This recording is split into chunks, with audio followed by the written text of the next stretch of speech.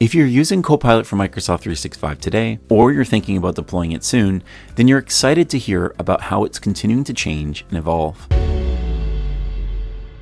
One of the most important milestones and announcements, most recently from Microsoft, is Teams Copilot. These team copilots are experiences that help us work better together, while we can offload some of the core tasks that we often will do, that we almost always request Copilot to do on our behalf or with our team. This is an important capability because it aligns with something else we've seen. For many employees, you're initially using Copilot to work with your content. So we use it individually to help us improve our productivity, the work quality that we output, and more. In this way, when we collaborate with others, it's sort of like it's me plus AI working together with somebody else plus their usage of AI. And that adds to a multiplicative value proposition compared to the way collaboration worked before Copilot.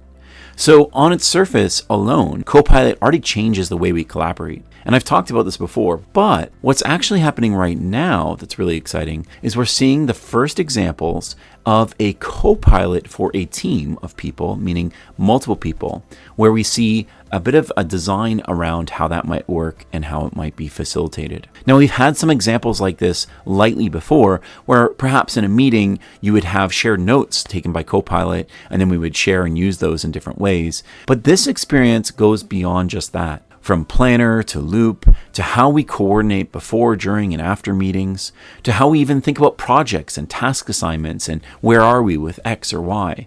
In these experiences, a team Copilot allows us to better stay connected, up to date, and have not just 1 times AI plus 1 times AI, but have that all around that surrounded by a multiplicative AI strategy, meaning that our team is also effectively supporting that collaboration event or series of events and activities. Now, I've highlighted before why this milestone is really important, but let me reiterate it. What's happening right now is many organizations and individuals are still earlier in their Copilot journeys. And when you're early on, you're just looking at how do I work with this thing myself?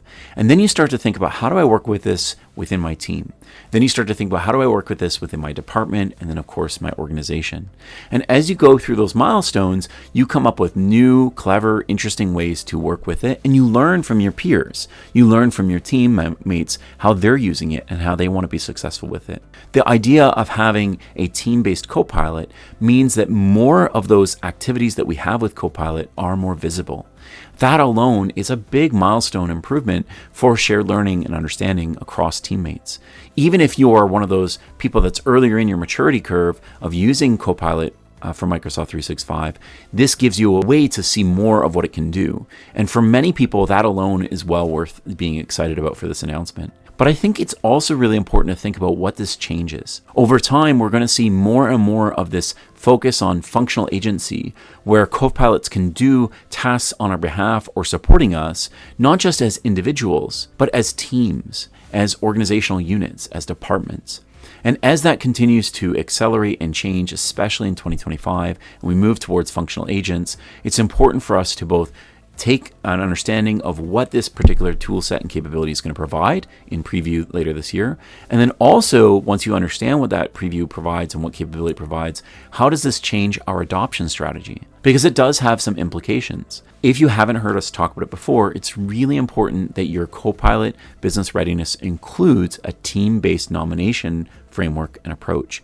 Champions are necessary, but they're insufficient for the kind of change exponentially that we see with AI. So what we need is this team-based model. Now we have another layer on that team-based adoption and execution around Copilot, one that literally uses team Copilot experiences to further enrich and enhance what we can do as individuals. So I hope you're as excited as I am about this announcement, and I can't wait to hear how you're going to use this or what you're looking forward to seeing the Teams Copilot experience enable in the near future. Thanks so much for your time. Looking forward to talking to you guys again soon.